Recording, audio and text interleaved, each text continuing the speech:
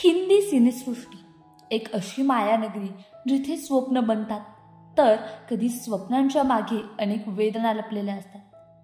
काही चित्रपट हे केवळ सिनेमॅटिक अनुभव राहत नाहीत, तर ते काळाने जपलेले व मनामनात कोरले गेलेले असतात. आज आपण अशाच एका अमर कलाकृतीची गोष्ट जाणून घेणार आहोत, जी चित्रपट म्हणून नाही तर भावना म्हणून जगली. आणि तो चित्रपट म्हणजे पाकीजा. 1972 साली प्रदर्शित झालेला पाकीजा केवळ एक प्रेमकथा नव्हती. ती होती एका तवायफच्या हळव्या भावना, तिच्या नजाकतीची आणि तिच्या अबाधित प्रेमाची एक अविस्मरणीय कहाणी.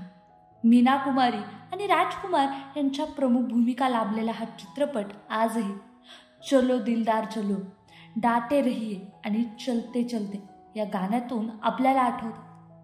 या चित्रपटाचा प्रवास जितका भव्य होता तितकाच संघर्षमयी आणि वेदनादायक देखील.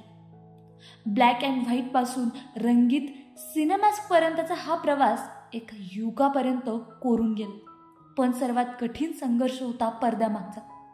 दिग्दर्शक कमाल अमरोही आणि मीना कुमारी यांच्यातील वैवाहिक तणावाने चित्रपटाची गती थांबवली आणि त्याच काळात मीना कुमारींची तब्येतही खराब झाली.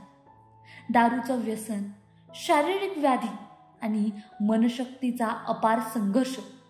चलो दिलदार चलो हे गाणं चित्रित होत होतं, पण मीना इतक्या आजारी होत्या की त्या प्रसंगासाठी पद्मा खान यांचं शरीर आणि मीनेचा आत्मा वापरावा लागला. एक अभिनेत्री जी तिच्या शेवटच्या क्षणापर्यंत फक्त एकच स्वप्न पाहत होती, ती म्हणजे पाकीजा चित्रपट पूर्ण होणं. पाकीजा फक्त एक चित्रपट नव्हता, तर तो एक असामान्य स्त्रीचा त्याग, प्रेम आणि कलाप्रेमी जीवनाचा आवाज होता. आजही तो चित्रपट पाहताना आपल्याला मीनेचा हळवा आत्मा, तिचं दुःख आणि तिचं सौंदर्य जाणवतं.